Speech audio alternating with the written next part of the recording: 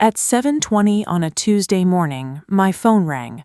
My stepdaughter's voice was flat and cold. "Dad died last night." My husband, Walter, was sitting 3 feet away from me, calmly buttering his toast. I put a finger to my lips. She kept talking. "He left everything to me, the house, the money, everything. You get nothing." In the background, her husband Cole laughed and said, "Finally, you're out." Something in me went still. I set the phone on the table and hit speaker. She started talking about coming by that afternoon to secure Dad's property, said I should start packing. Walter leaned toward the phone. "Before you clean out my house, sweetheart, could I finish my breakfast?" Silence. Then the line went dead. "I'm Diane. My husband Walter was 66, retired after decades running a plumbing company. His body had paid the price: a bad knee, a slowing heart, medication that made him dizzy. 2 nights earlier, he'd had chest pains. I rushed him to the hospital. They kept him overnight, and he came home the next afternoon, tired but fine. That should have been the end of it. But our neighbor had seen the ambulance and left his daughter, Renee, a voicemail. Renee called the hospital, and somehow, by morning, she'd decided her father was dead. She never called me to ask. She went straight to grief and straight to inheritance. That bothered me more than anything. 3 weeks before, I'd caught Renee crouched by Walter's file cabinet, digging through his papers. She'd smiled and brushed it off. I let it go. I'd spent 14 years trying not to be the suspicious second wife. But ever since Walter retired and his health declined, her questions had changed. How much did he make from selling the business? Whose name was on the house now?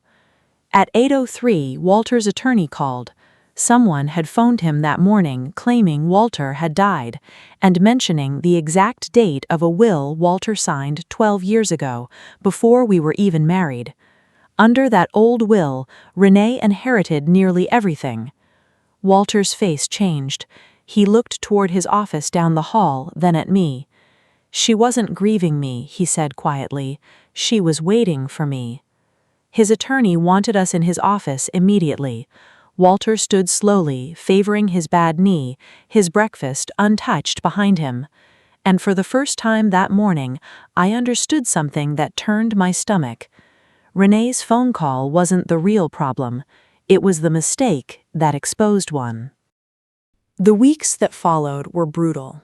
Renee's petition wasn't full of lies. It was full of small truths twisted into something ugly. A minor fender bender in a parking lot. A bill Walter accidentally paid twice. A missed doctor's appointment. At 40, none of it would have mattered. At 66, it became evidence. The worst part was the cognitive evaluation. Walter answered every question carefully, did well, but afterward he stood by the truck, staring at the pavement. At 45, forgetting a name meant I was tired, he said quietly. Now somebody writes it on a clipboard. Renee hadn't taken his money yet. She'd taken his confidence. I wasn't spared either. People started whispering. Was I controlling him? Isolating him? I said nothing to Walter. He had enough to carry. Then our attorney, Grace, found the money. Around $187,000 had moved out of Walter's accounts over the past few years, much of it traceable to Cole's contracting business. Walter had once loaned Renee and Cole $85,000 openly, but this was different. Then Grace slid over a document with his signature. He'd given Renee limited authority to help with bills during his knee recovery. He stared at it. Did I tell her she could use it for Brad's company? He looked terrified he might have forgotten. That night was hard between us.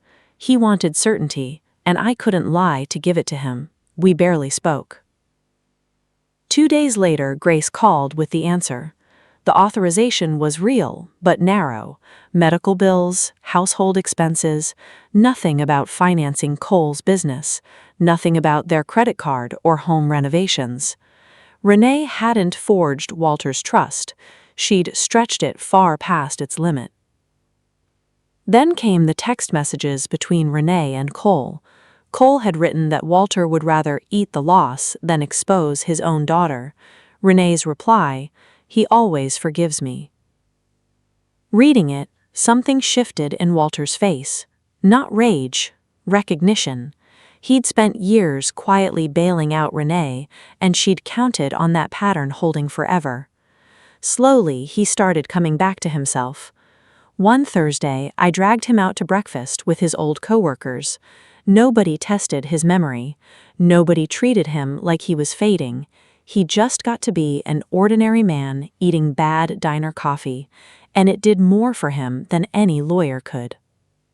He revised his estate plan, not out of anger, but clarity. The grandkids' trusts stayed untouched. I stayed protected. Renee lost all authority over his finances. Cole got nothing. Then Renee's lawyer sent a settlement offer: drop the guardianship case if Walter removed me from his finances and let Renee take over instead. Grace read it and simply said, "Well, that clears up," and no dramatic accusations, just paperwork and numbers. Grace didn't claim she could trace every dollar. Around $175,000 could be tied clearly to money spent outside what Walter authorized. Another $12,000 stayed murky. She admitted that plainly, and somehow the honesty made her case stronger. Then Walter told the judge exactly what he'd heard that Tuesday morning. "My father died last night. He left everything to me. You get nothing." Renee tried to explain. She'd been confused, scared. Walter looked at her steadily. "You thought I was dead. You weren't confused about what came next." That's when Renee's composure cracked. She tried blaming Cole for the transactions. Cole turned on her instantly. "You knew what we were doing. You said your dad wouldn't notice." Renee's face fell. Cole realized a second too late what he just admitted in open court. When Walter finally spoke about his wishes, he didn't raise his voice. "You thought getting old made me weak," he said to Renee. "I'm slower, I forget things sometimes, my wife drives me places. None of that makes you my property." He paused. The money hurt. The court papers hurt. But the worst part was hearing how happy you sounded thinking I was dead. The guardianship petition was denied. Outside the courthouse, Renee caught up to me. "You turned him against me," she said. I looked at her calmly. "Your father was sitting beside me when you celebrated his death. I didn't have to turn him against anyone." Winning didn't fix everything. For months, Renee barely spoke to Walter. No calls, no photos of the grandkids. One night, I found him at the kitchen table at midnight, turning his phone over in his hands.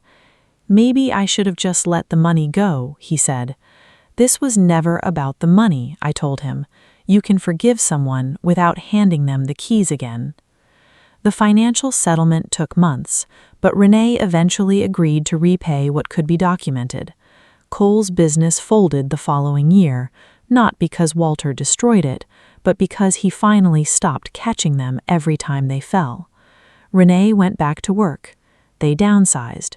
Walter never touched his grandchildren's trusts. He